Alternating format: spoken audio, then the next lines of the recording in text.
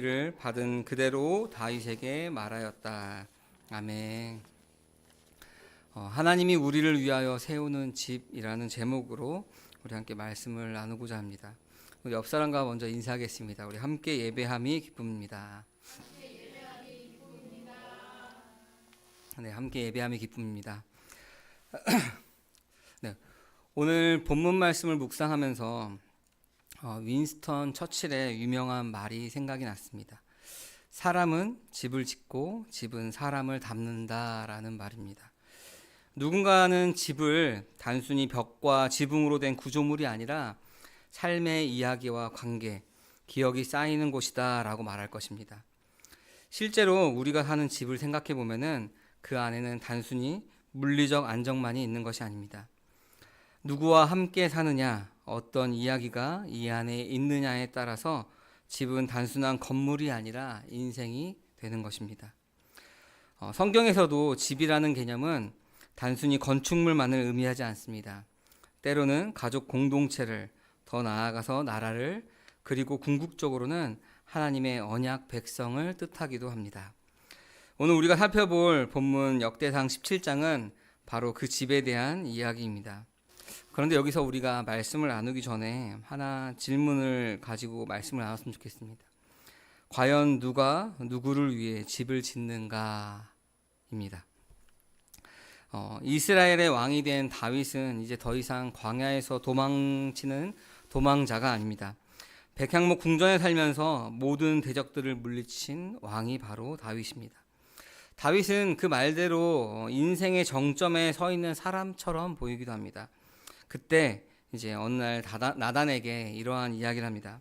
약간 1절 말씀이었죠. 나는 백향목 왕궁에 살고 있는데 주님의 언약궤는 아직도 휘장 밑에 있습니다. 여러분, 이 말이 들으면은 어떻게 보이나요? 경건한 말처럼 보입니다.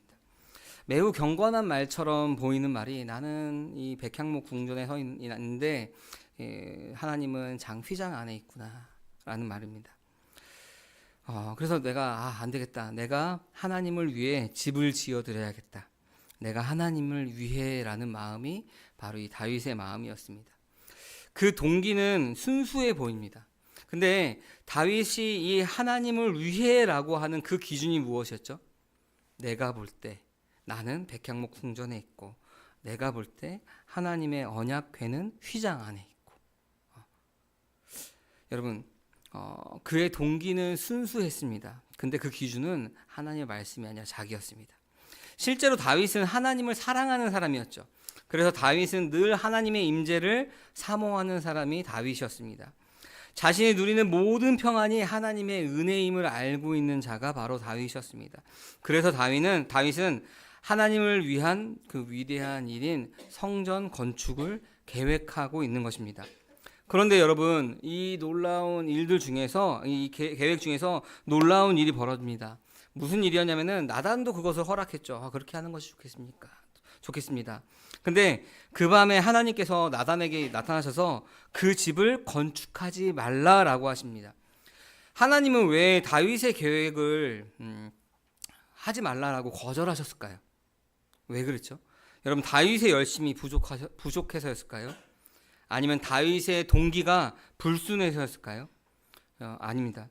본문을 가만히 읽어보면 하나님은 단 한 번도 그 다윗이 하나님의 집을 짓겠다라고 결정했던 그 마음을 책망하지 않습니다. 오히려 그의 열망 속에서 하나님의 더 크고 깊은 계획을 드러내고 계십니다. 여러분, 다윗은 내가 하나님의 집을 세우겠다라고 하는데 하나님은 아니다. 내가 너를 위해서 집을 세우겠다라고 말씀하십니다. 여러분, 놀랍지 않으십니까? 우리가 하나님을 위해서 일하는 것처럼 보여도 실상은 언제나 하나님께서 우리를 위해서 일하고 계신다는 것입니다.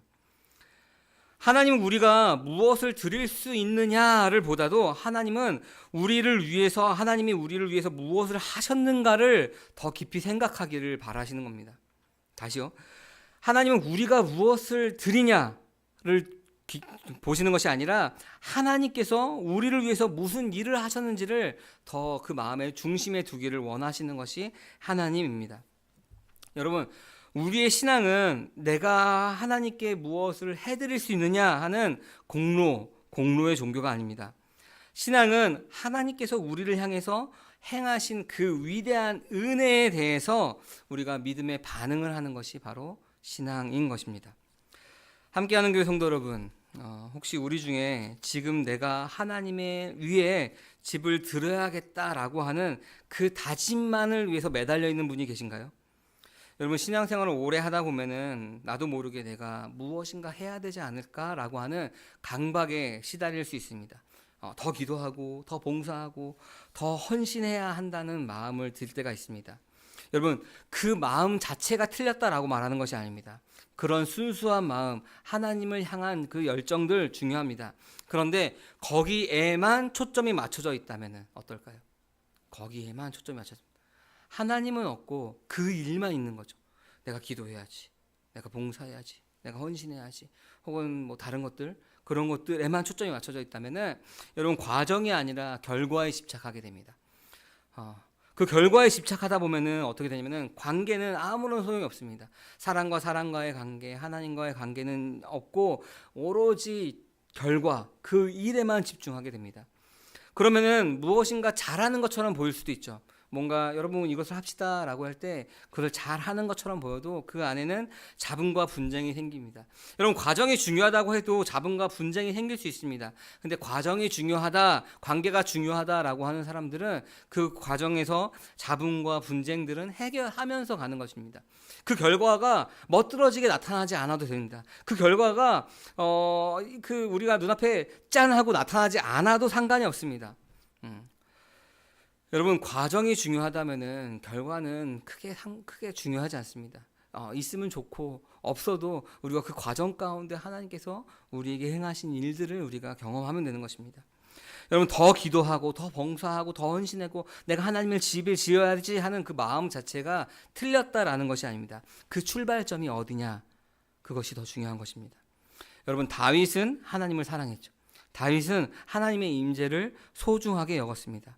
하지만 하나님은 그 다윗이 그런 마음들이 있고 하나님의 집을 건축해, 하나님의 성전을 지어야지 하는 그 열심마저 넘어서 너가 아니라 내가 너를 위하여 집을 세우리라 하는 그 은혜의 방향으로 그 글을 틀게 되는 것입니다.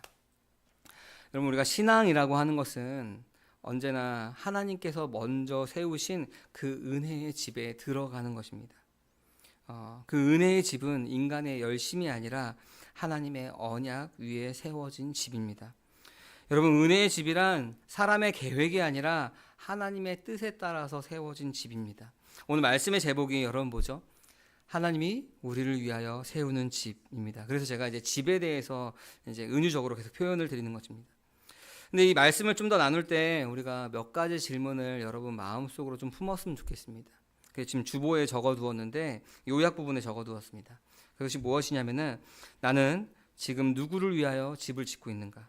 내 신앙의 중심은 내가 하나님을 위한 열심인가? 아니면 하나님이 나를 위해 이루신 은혜인가?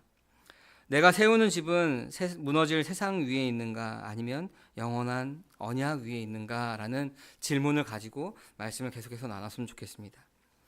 여러분, 본문 말씀에 보면은 다윗은 이제 평안을 누리고 있죠. 다윗은 더 이상 사울에게 쫓기지 않았습니다. 다윗은 더 이상 죽을 위기에 놓이지 않았습니다. 이스라엘은 하나가 되었고 주변의 원수들도 물리쳤습니다.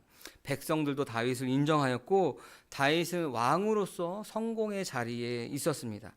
그 중심에는 언제나 하나님의 임재가 있었습니다. 여러분, 다윗은 오랫동안 그 하나님의 임재를 사모했고 그 언약궤를 가지고 오기를 사모했습니다. 그래서 우리 지난 시간에 그 언약궤에 대한 말씀을 나눴습니다.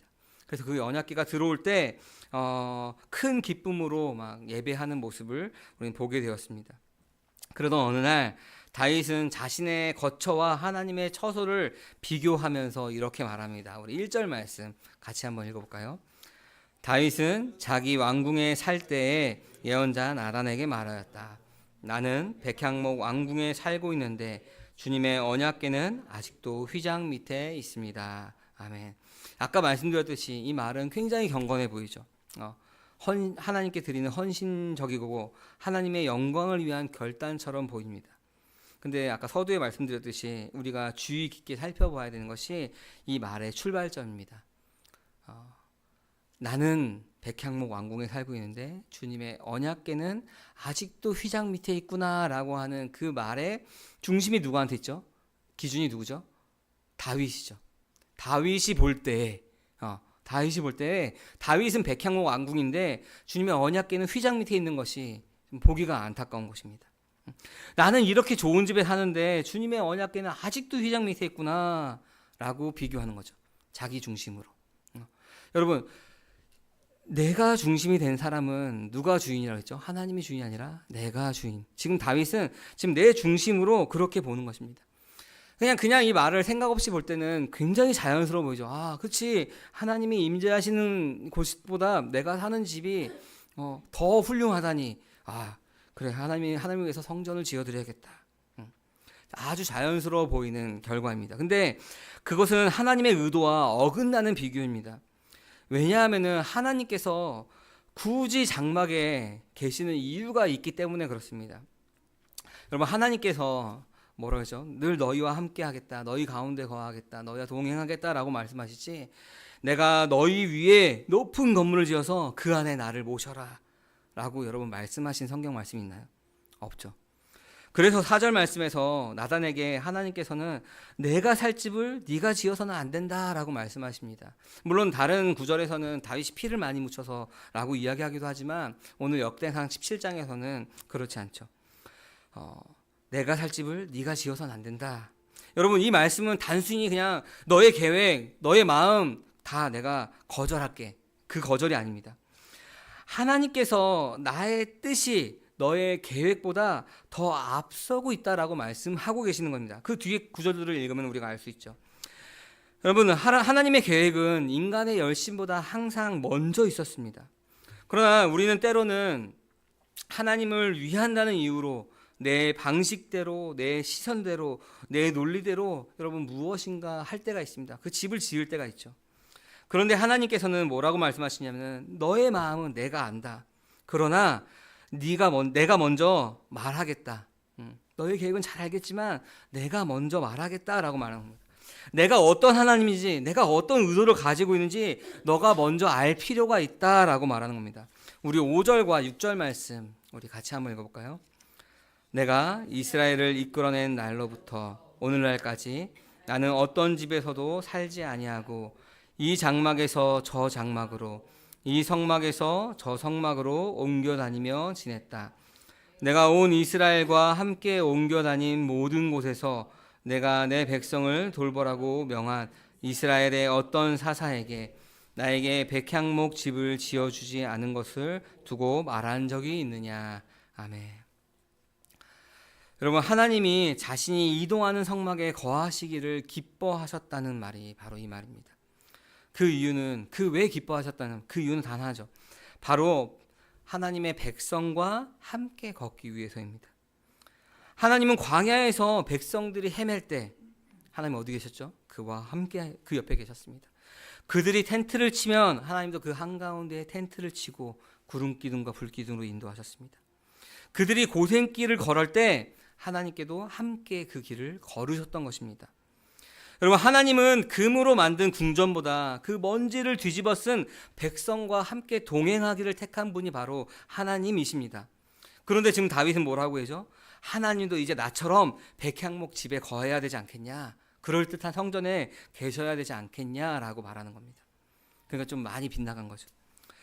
여러분, 이 다윗의 말 속에는 인간이 하나님의 계획을 정돈하고 개선하려는 그런 무의식이 숨어 있는 것입니다.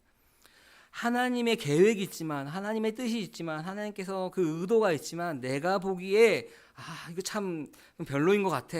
그래서 이것을 이렇게 해야 되지 않을까.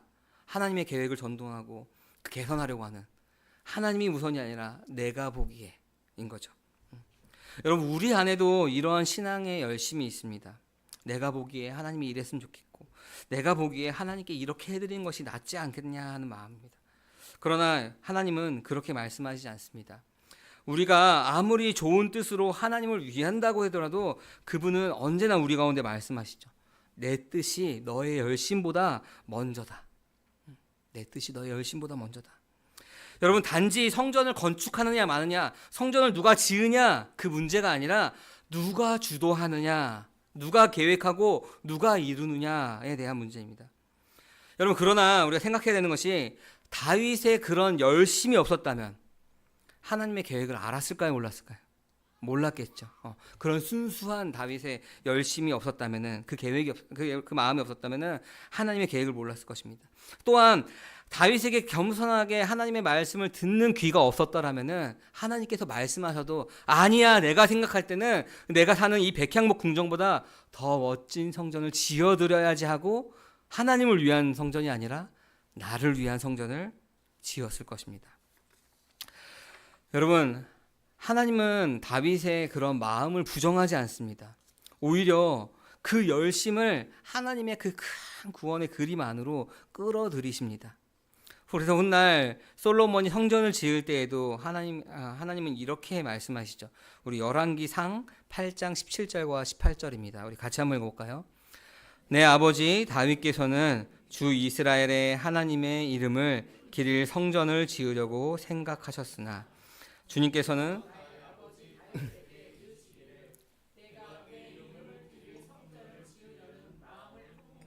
아주 좋은 일이다. 아멘. 뭐라죠? 네가 내 이름을 기릴 성전을 지으려는 마음을 품은 것은 아주 좋은 일이다 라고 말씀하셨답니다. 여러분, 그러니까 하나님께서는 다윗이 내가 사는 곳과 하나님의 사는 것을 비교했을 때, 하나님께서 굳이 그 성막에 계신 이유가 있지만 그것이 다윗의 기준으로 비교하셨을 때에도 그 마음을 품은 것은 아주 좋은 일이다라고 말씀합니다. 하나님께서 그 다윗의 마음을 기뻐하신 겁니다. 하지만 그 성전을 지으는 그 일의 주도권은 하나님께서 가지시기를 원하신 겁니다. 다윗이 그냥 자기 마음대로 자기 뜻대로 지은 것이 아니라 하나님의 계획대로 하나님의 뜻대로 지으시길 원한 겁니다. 여러분, 우리의 신앙 안에서도 이런 순수하지만 위험한 그런 열심이 여러분 가운데 있지 않습니까?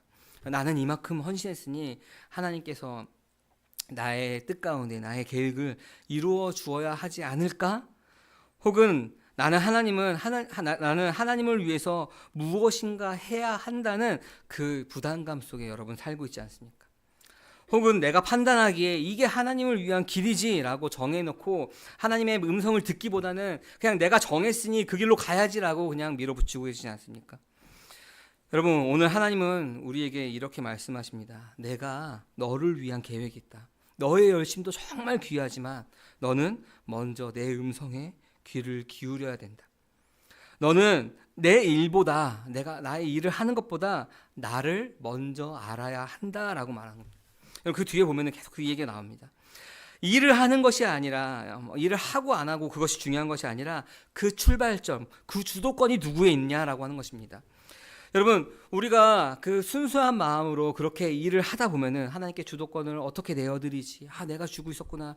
하나님께서 깨닫게 하시면 또 주도권을 내어드리고 하나님의 마음을 알아가고 그렇게 하다 보면은 하나님의 뜻을 알아가는 그 통로 가운데 하나가 그 순수한 마음으로 하는 그런 모든 일들입니다. 그래서 여러분, 우리 교회 얼마나 좋습니까? 제가 뭐라고 말씀드리죠? 여러분, 하시고 싶은 사역이 있으면은 누구든지 얼마든지 하시라라고 말씀드리지 않습니까? 그 과정 가운데 실패해도 상관없습니다. 성공해도 좋습니다. 그 과정 가운데 하나님께서 우리 공동체를 위해서 또 그 일을 하는 여러분들을 위해서 하나님께서 하시는 그 말씀들이 있을 것입니다. 지난 금요일 날 우리가 금요 중보 기도회로 모였습니다. 중보 기도 팀장님을 이제 시켜드리고 이제 우리가 기도 제목만 봤다가 이제 갑자기 임민현 선생님이 중보 기도회를 상반기 때 한번 중보기도회 모임을 가지겠습니다. 그래서 제가 좋습니다. 가지세요라고 했는데 그날 와서 이제 이민혁 쌤이 인도하면서 간증했던 간증들이 있습니다. 주방 봉사를 하면서 하나님께서 어떻게 인도하셨는지에 대한 그 간증이 있습니다. 여러분, 혹시나 금요기도회 때 못 들으신 분은 혹은 들었지만 더 깊게 나누시고 싶은 분들은 일단 뭐 식사하시면서 혹은 마을 모임 하시면서 여쭤보시기 바랍니다. 여러분, 제가 무슨 이야기를 드리고 싶냐면은 그러한 일들 가운데 하나님께서 우리 공동체를 통해서 또 여러분을 통해서 하시는 일들이 있다는 겁니다. 마치 다윗이 그 마음을 성전을 짓겠다라고 하는 그 마음을 품었을 때 하나님께서 그 다윗에게 그 마음을 틀어서 하나님께서 원하시는 계획들을 말씀하신 것처럼 우리에게도 그런 일들이 있다는 것입니다. 여러분 요한복음 1장 14절에 보면은 뭐라고 나오냐면은 말씀이 육신이 되어 우리 가운데 거하심에라고 나옵니다. 이 거하다라고 하는 말은 헬라어로 스케노라고 하는 말입니다. 이 스케노라고 하는 말은 장막을 치다라고 말합니다. 그러니까 말씀이 육신이 되어 우리 가운데 장막을 쳤다라고 하는 겁니다. 장막을 쳤다. 여러분 예수님은 하늘 보좌를 버리시고 그 인간의 텐트 속으로 들어오셨다. 그 장막을 치고 들어오셨다는 겁니다. 우리가 하나님의 집을 짓겠다라고 우리의 열심으로 무엇인가 하나님을 위해서 하겠다라고 말할 때 하나님은 뭐라고 말씀하시냐면 내가 너희 가운데 집을 짓겠다라고 말씀하십니다. 내가 예수 그리스도를 통하여서 너희와 함께 거할 집이 되겠다라고 여러분 말씀하는 겁니다. 인간이 우리가 하나님을 모시는 것이 아니라 하나님이 인간 가운데 오셔서 그 은혜의 집을 먼저 지으셨습니다. 그 안에서 우리는 하나님을 만나는 겁니다. 여러분 하나님의 계획은 우리의 열심보다 앞서 있고 그 은혜는 우리의 능력보다 더 깊이 있는 것입니다. 우리 7절 말씀을 보니까 여러분 이렇게 나옵니다. 우리 한번 같이 읽어볼까요? 그러므로 이제 너는 내 종 다윗에게 전하여라. 나 만군의 주가 말한다. 양떼를 따라다니던 너를 목장에서 데려다가 내 백성 이스라엘의 통치자로 삼은 것은 바로 나다. 아멘. 하나님이 나단 선지자를 통하여서 다윗에게 말씀하시죠. 다윗의 계획을 중단시킨 것이 아니라 새로운 언약이 시작된다. 그러면서 하나님께서 다윗을 어떻게 다윗이 하나님을 향해서 어떤 사람이었는지를 다시 한번 기억하게 하죠. 성전을 짓겠다라고 생각했던 그 다윗에게 하나님께서 그 다윗이 어떤 존재에서 하나님께서 불러내셨는지에 대한 이야기를 하는 겁니다. 형들에게 무시당했죠, 다윗은. 그렇죠? 그리고 아버지에게조차 사무엘이 그 아들들을 불러와라라고 할 때 다윗은 쏙 숨겨놉니다. 그래서 야 아들이 하나 더 있지 않냐라고 할 때 그때 막내 다윗을 이제 보여주죠, 사무엘에게. 그 소개하지 않던 그 자가 바로 다윗이었습니다. 양떼를 돌보던, 그 당시에 양떼를 돌보다는 것은 천한 직업이었죠. 양떼를 돌보던 그 자가 바로 다윗이었습니다. 그 다윗을 하나님께서 지명하여 택하셨습니다. 다윗의 자격이 있기 때문이가 아니라 하나님께서 선택하셨기 때문에 지금의 다윗이 존재하는 것입니다. 여러분 성전을 짓고 싶어하던 그 다윗에게 하나는 백향목 궁전에 있는데 하나님 휘장 안에 그 언약궤는 휘장 안에 있구나. 그래서 내가 하나님을 위해서 성전을 지어야겠다라고 생각하고 있는 그 다윗에게 하나님께서 이렇게 말씀하는 겁니다. 양떼를 따라다니던 너를 목장에서 데려다가 내 백성 이스라엘의 통치라고 하는 것이 바로 나 하나님이다 라고 이야기하는 겁니다. 하나님을 위해서 무엇인가 하려고 할 때 하나님께서 다윗에게 어떤 일을 하셨는지에 대해서 먼저 이야기하는 것이죠. 여러분 하나님께 부름 받았다는 것은 내가 할 수 있는 일을 자랑하는 것이 아닙니다. 내가 하나님의 일 안에 포함되어 있다는 그 사실을 아는 것입니다. 그 출발점이 하나님의 불러주심에서 시작된다는 것입니다. 여러분 우리도 어떤 존재였나요? 여러분이 하나님을 알 수 있는 단 요만큼의 그런 능력도 있었나요? 하나님께 가까이 갈 수 있는 단 하나의 그런 능력이라도 있었나요? 없었죠. 우리는 죄 가운데 태어나서 죄 가운데 허덕이며 죄가 죄인지도 모른 채 죄 짓는 것이 자연스러운 삶을 사는 것이 바로 저와 여러분들이었습니다. 그런 저와 여러분들을 향하여서 하나님께서 무슨 일을 하셨나요? 그 아들을 보내주셔서 십자가에 죽게 하셨습니다. 여러분 우리가 어둠 가운데 거할 때 우리를 불러내서 그 기이한 빛에 들어가게 하신 것이 바로 하나님이다라고 하는 것입니다. 우리가 하나님을 위해서 무엇인가 하기 전에 우리가 어떤 존재였는지 하나님께서 우리를 어떻게 불러내셨는지를 우리가 먼저 기억하라라고 말씀하시는 겁니다. 여러분 8절에 이어서 보면은 다윗의 인생이 평탄하지 않았습니다. 사울에게 쫓기고 수없이 목숨을 잃을 위기를 넘긴 것이 바로 다윗이었습니다. 하지만 하나님은 지금 다윗에게 뭐라고 말씀하시냐면은 네가 어디로 가든지 내가 너와 함께 하겠다. 너의 모든 대적을 네 앞에서 물리쳤다라고 말씀하십니다. 하나님은 부르시고 보내실 뿐만 아니라 함께 하시고 대신 싸워주시는 하나님입니다. 하나님은 부르실 때 함께 하겠다, 동행하겠다라는 약속을 항상 하십니다. 모세를 부르실 때도 그렇게 말씀하시죠. 여호수아를 부르실 때도 두려워 말라. 내가 너와 함께 하리라. 예수님도 뭐라고 말씀하시냐면은 승천하시는 그때 제자들에게 뭐라고 하죠? 내가 세상 끝날까지 너희와 함께 있으리라 라고 말씀하십니다. 여러분, 우리는 자꾸 하나님 이 일을 이루어 주세요, 내가 이렇게 하겠습니다 요청하지만 하나님은 그것보다 더 크고 더 깊은 그 언약의 말씀을 우리에게 주시죠. 내가 너와 함께 하겠다, 내가 너의 삶에 동행하겠다, 내가 싸우고 너를 지키겠다. 그냥 단순히 이걸 해주겠다 해주지 않겠다, yes or no가 아니라, 그런 응답이 아니라 하나님과 어떤 관계를 가질 것인가에 대한 그 약속을 이야기하는 거죠. 여러분, 다윗이 하나님을 위해 성전을 짓겠다라고 말할 때 하나님은 오히려 내가 너를 지켜왔고 내가 너를 불렀고 앞으로도 지켜줄 것이다 라고 말씀하고 있는 것입니다.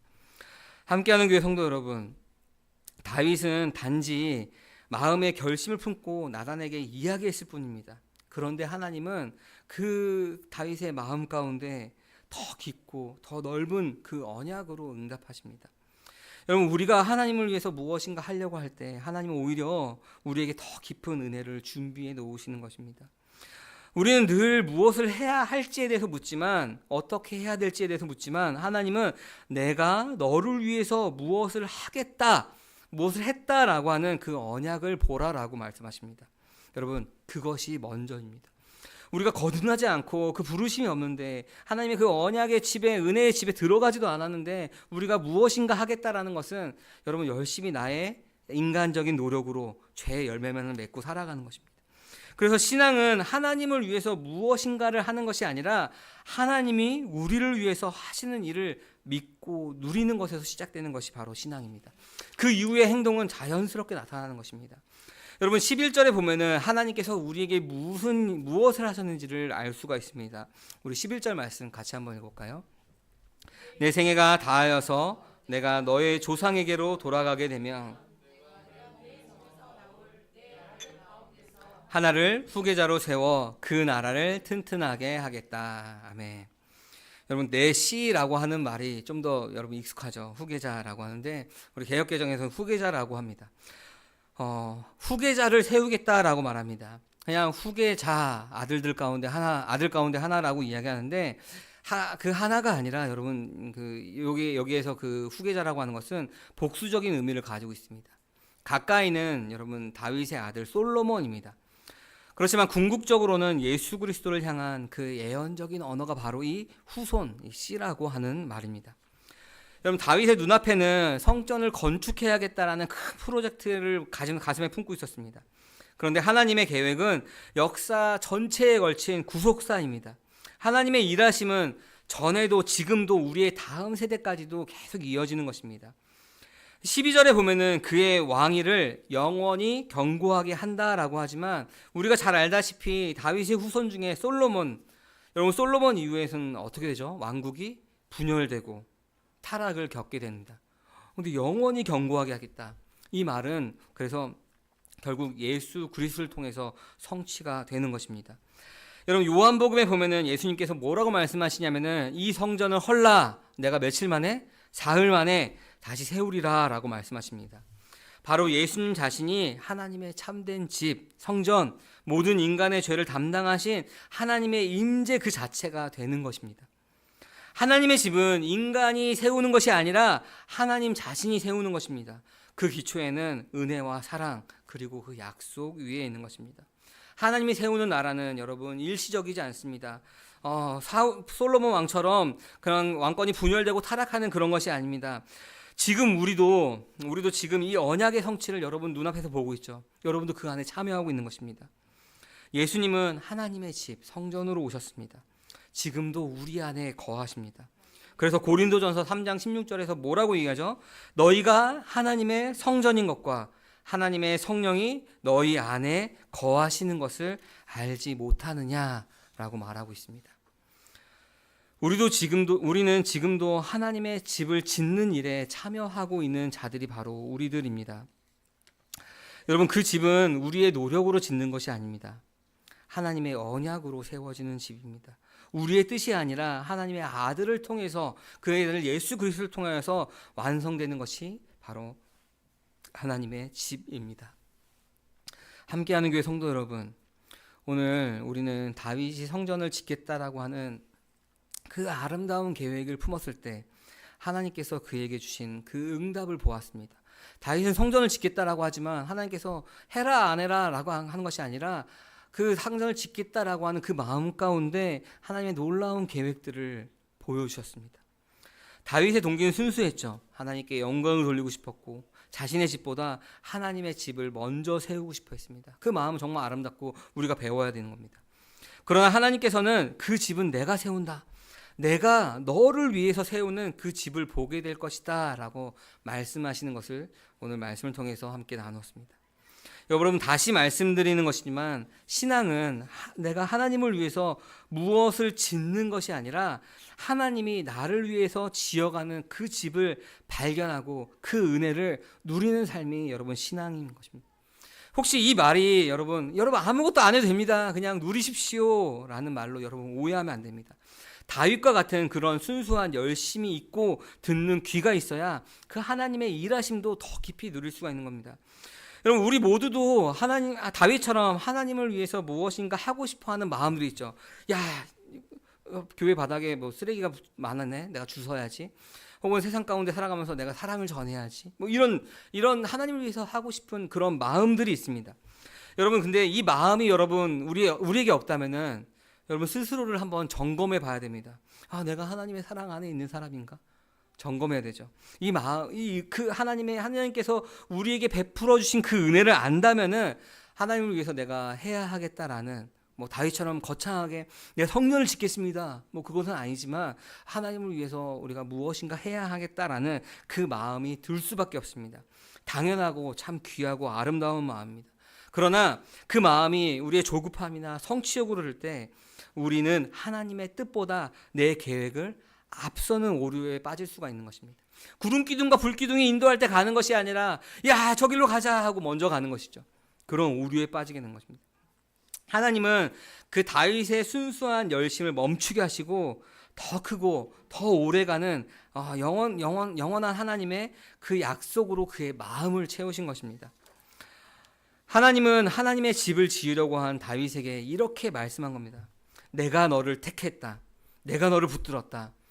너를 위하여 집을 내가 지을 것이다. 너의 후손 안에 나의 나라, 나의 집, 나의 영광을 세울 것이다 라고 그 하나님의 집을 지으려고 마음을 품은 다윗에게 말씀한 것입니다. 함께하는 교회 성도 여러분, 여러분은 하나님께서 다윗처럼 붙드는 사람임을 여러분 기억하시기 바랍니다. 그래서 우리의 인생이 흔들릴 때, 우리의 계획이 좌절될 때, 우리의 섬김이 중단될 때조차도 하나님은 결코 여러분을 놓지 않으십니다. 왜 그러죠? 그분의 약속이 여러분들 안에서 이루어질 것이기 때문에 그렇습니다. 그의 집이 이제 우리가 하나님의 뜻에 따라 살아갈 때 여러분들 통하여서 하나님의 집을 지어갈 것이기 때문에 그렇습니다. 여러분, 솔로몬도 하나님의 집은 인간이 온전히 지을 수 있는 것이 아니다라는 것을 알았습니다. 열왕기 하에 보면 나옵니다. 그렇게 우리는 무엇을 해야 되냐면 다만 그냥 하나님 손에 붙잡힌 사람으로 살아가면 되는 것입니다. 여러분, 함께하는 교회 성도 여러분, 그렇게 하나님 손에 붙들려 살며 주님이 짓는 집에 참여하는 자로 살아가기를 함께하는 교회 모든 성도님들 되시기를 주님의 이름으로 소망합니다. 아멘. 이 시간 우리 함께 들은 말씀을 기억하면서 우리 결단하며 기도하기 원합니다. 여러분, 우리의 종교적인 열심 이전에 하나님께서 우리에게 행하신 일이 무엇인지를 먼저 깊이 아는 자들이 되기 원합니다. 여러분, 내가 무엇인가 하기 이전에 하나님과의 관계를 바르게 세우기 원합니다. 주님의 집을 내 노력으로 내 힘으로 짓는 것이 아니라 그 주님이 짓는 집에 참여하는 자로 살아가기를 원합니다. 이 시간 우리 함께 결단하며 기도하기 원합니다. 기도하시겠습니다. 사랑의 하나님 아버지, 감사합니다. 주님, 우리의 종교적인 열심 이전에 하나님께서 우리에게 행하신 일들을 우리가 그것이